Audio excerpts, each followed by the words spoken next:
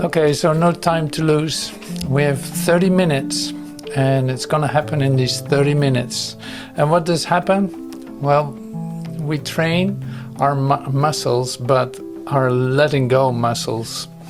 And I thought that was a great way to look at it. It's like it's a workout to activate the let go muscle. So you don't have to build up strength. You don't have it's just like this is an active invitation to letting go.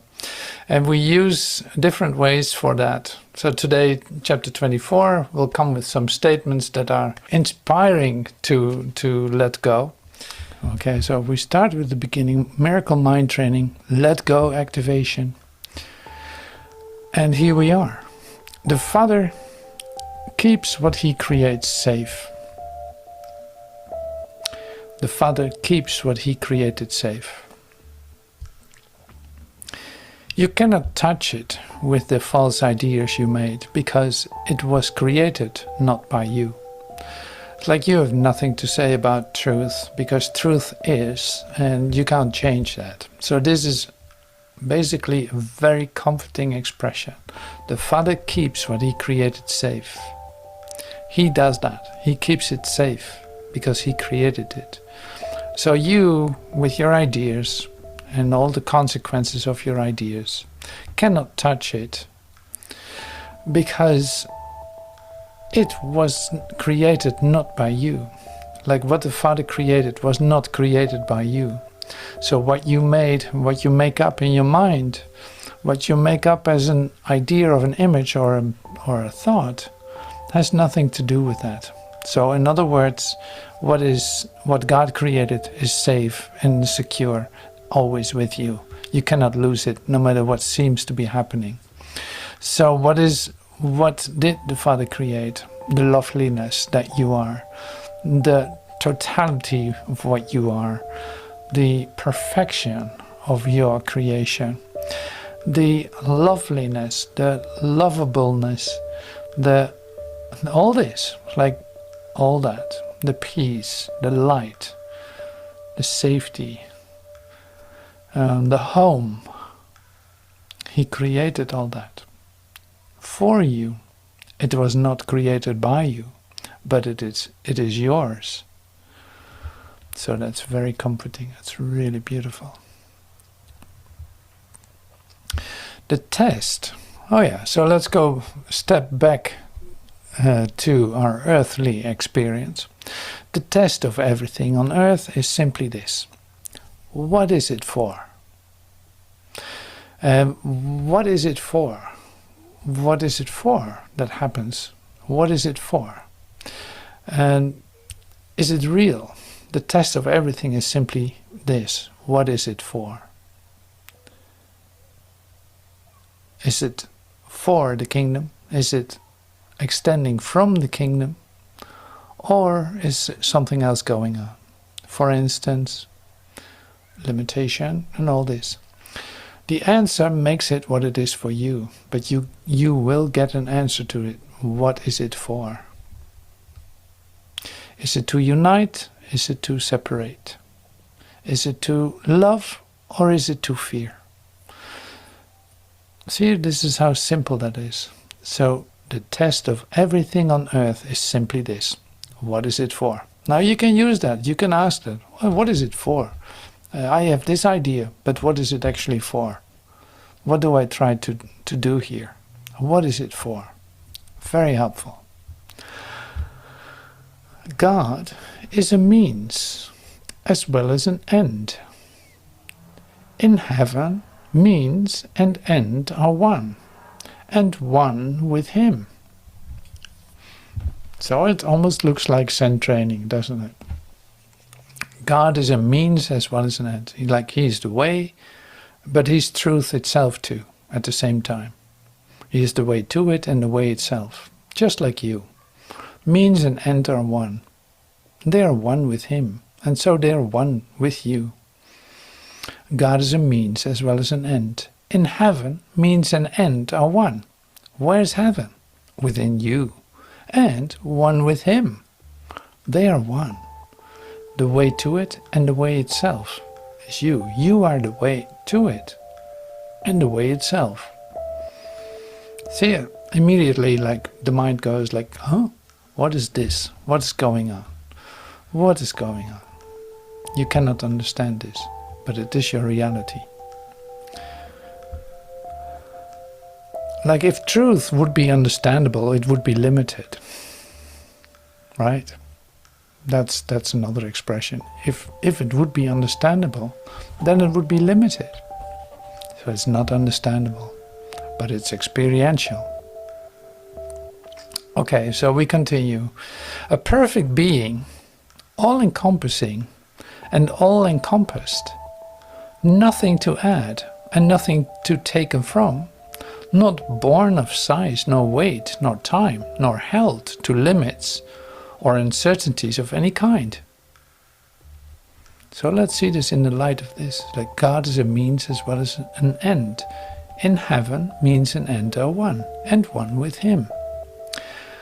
A perfect being, all-encompassing and all-encompassed, nothing to add, and nothing to taken from, not born of size, nor weight, nor time, nor held to limits or uncertainties of any kind. What is it for? Is it to limit? Is it to taken away from? Is it to something else? Is it to increase uncertainty? Then it has nothing to do with truth.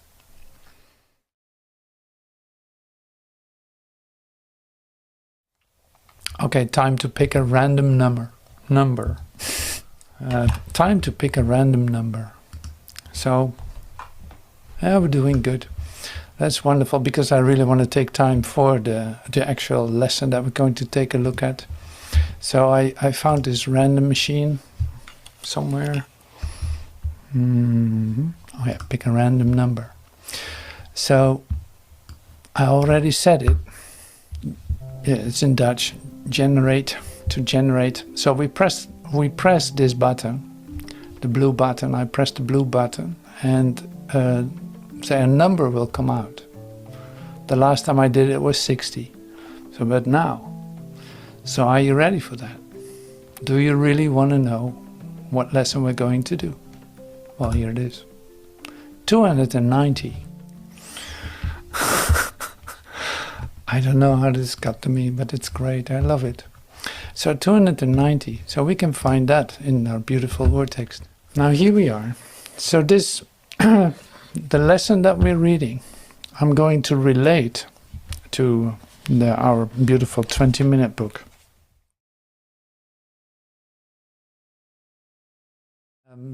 And the 20-minute book is the book with a review of the first 50 lessons. So that's why I can use anything and relate it to that. And this is really a beautiful setup. Now listen to this. I'll read the lesson first. So sit back and relax. My present happiness is all I see.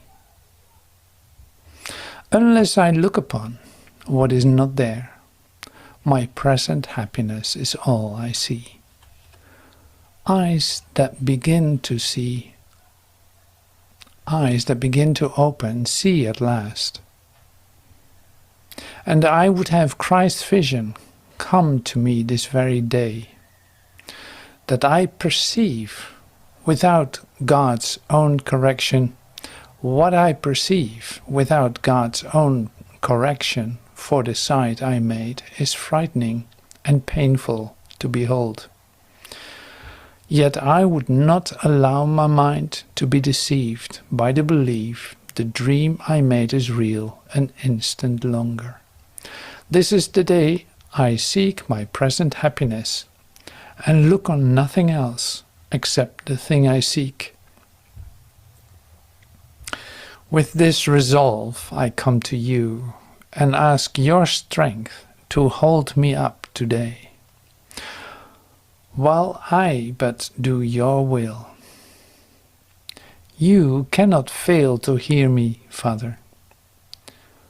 What I ask have you already given me. and I'm sure that I will see my happiness today. Now, I don't know how that is for you, but I have to read it again. My present happiness is all I see, unless I look upon what is not there. My present happiness is all I see. Eyes that begin to open see at last, and I would have Christ's vision come to me this very day. What I perceive without God's own correction, for the sight I made is frightening and painful to behold. What I would not allow my mind to be deceived by, the belief the dream I made is real an instant longer.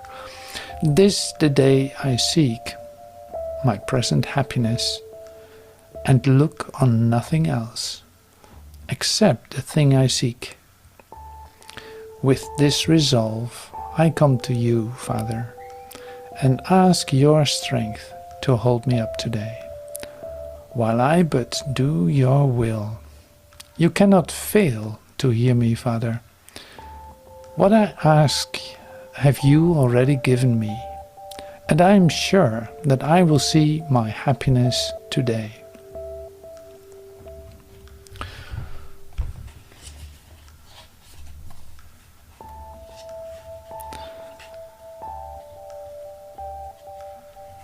So I read from the review, and I can show that too, by the way.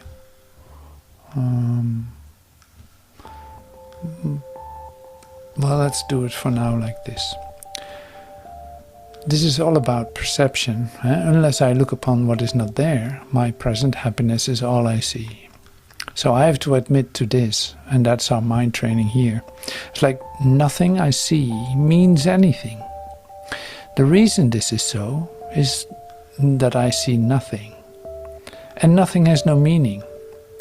It is necessary that I recognize this, that I may learn to see through Christ's vision. What I think I see now is taking the place of Christ's vision. I must let it go by realizing it has no meaning, so that Christ's vision may take its place. I have given what I see all the meaning it has for me. I've judged everything I look upon, and it is this and only this I see. This is not vision. It is merely an illusion of reality, because my judgments have been made quite apart from reality. I am willing to recognize the lack of validity in my judgments because I want to see. My judgments have hurt me, and I do not want to see according to them. Yeah? So that's like what I perceive without God's own correction for the sight I made is frightening and painful to behold. Well, that's exactly what I was sharing. So, yes, I would not allow my mind to be deceived by the belief the dream I made is real an instant longer. In other words, I do not understand anything that I see. How could I understand what I see when I have judged it amiss? What I see is the projection of my own errors of thought. I do not understand what I see because it is not understandable. There's no sense in trying to understand it.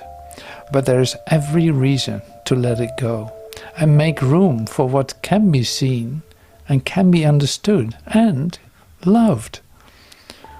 I can exchange what I see now for this merely by being willing to do so. Is not this a better choice than the one I made before?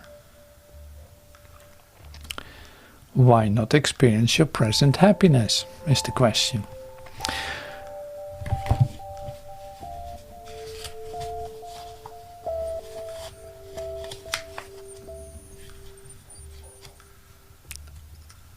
My present happiness.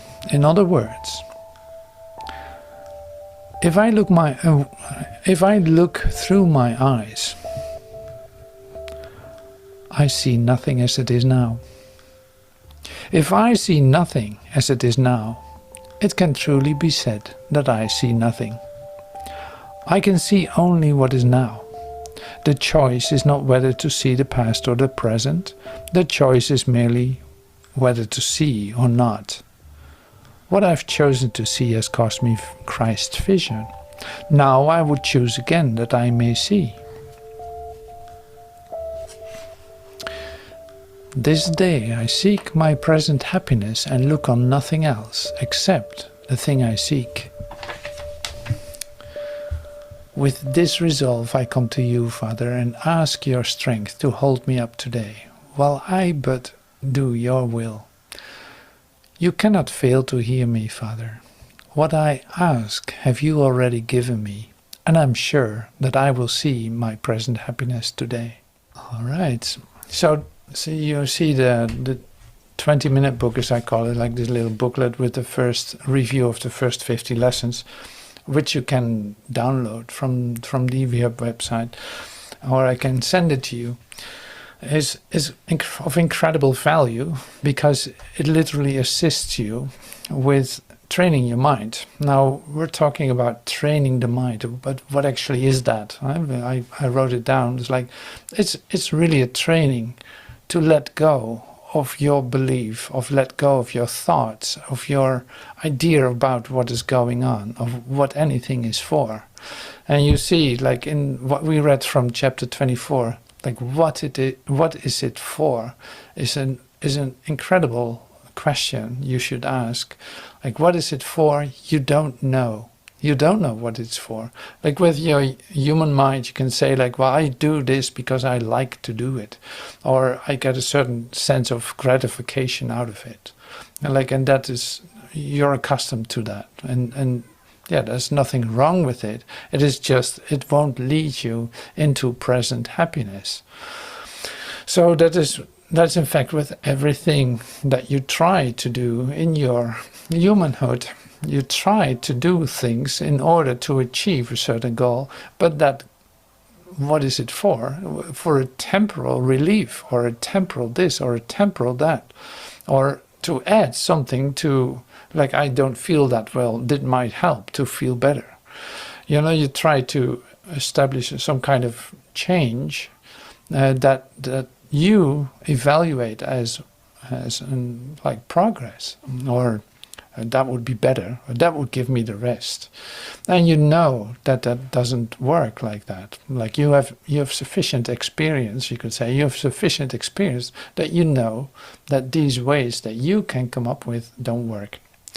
So now how to receive another source of information? How do you access the true guidance that is available? And that's a real question. How do you do that? Well, here's one thing. It's like, if my mind thinks all kinds of things in all kinds of directions, if I really take a good look at what I'm thinking, I see that the things that I'm thinking are actually in opposition with each other. Like, I can easily come up with 5 solutions to my situation, and they're all totally different. They point in different directions. They conflict to one another. They might be completely opposing to one another. And so one of the lessons will tell you that too. But it's like, how can you experience peace in this? That's literally impossible. So in other words, to train your mind, to use the training of the mind, not to become a better thinker, no, to release, to use your mind differently, to release your ideas, to open your consciousness, to say, not be tempted to pick up ideas and go with them, or to daydream into certain images, because you're not an image. And daydreaming is in fact destructive. It leads to fragmentation. It literally shatters the brilliance of your mind. That's what's happening. The awareness of the brilliance of your mind, it shatters it. It covers your altar, you could say. It covers your altar. with all kinds of ideas that are on top of it. All your solutions and temporary solutions and doubts and concerns and fears, like this altar is piled up with all kinds of stuff. If you don't train your mind to keep your altar clean and stay in a recognition or easily come to it by releasing your mind. So this is really a mind training to learn to release your mind instead of engaging with thoughts or holding on to thoughts or being preoccupied with thoughts or using your thoughts to literally organize your mind, thinking like, oh yeah, I have experience, oh yeah, I've did that before, I hold on to this idea so that I can... No. Like it is a free flow of spirit that is your reality. It is a creative stream of inspiration that is right here, that you can receive when your mind is open, because literally you are that. So it's not that you have to learn something new. No, it is like in the opening of your consciousness that you start to recognize as your reality. Like there is no space for doubt. There's no space for concern. If your mind is open, literally you don't have time to think about that. There's nothing literally what can evaluate you. There's nothing that can observe you. You're literally the flow of spirit itself and your experience of yourself. Now here, that's why mind training is incredible, because there's actually a way to get everything out of the way. In fact, to become this open instrument, whatever you want to call it, like give it a nice name, I don't care. But it's like, now it's open. Now I can receive guidance, and I need guidance because I'm still in the middle of a transformative path. I'm still in the middle of it, and I want to be directed to the present moment. I don't want anything else. Like I have to get it from there, because I don't believe anything else any longer. I cannot use anything else as the basis for my experience of myself. So that is really beautiful. Okay, so we have 3 more minutes left. I read the prayer one more time. It's a new moment. Yeah, here we are. Okay, so my present happiness is all I see. Unless I look upon what is not there, my present happiness is all I see. Eyes that begin to open, see at last. The altar becomes clear. I can receive. I can, receive the Christ vision. And I would have Christ's vision come to me today. Not tomorrow, today. What I perceive without God's own correction for the sight I made is frightening and painful to behold. I know everything about that, and I don't need it any longer. Yet I would not allow my mind to be deceived by the belief the dream I made is real an instant longer. This the day I seek my present happiness, and look on nothing else except the thing I seek. With this resolve I come to you and ask your strength to hold me up today, while I but do your will. You cannot fail to hear me, Father. I know you are there. What I ask, have you already given me, and I'm sure that I will see my happiness today.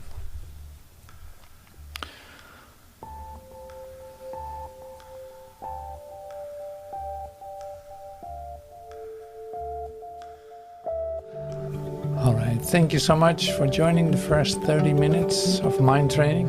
That's really lovely. Thank you so much.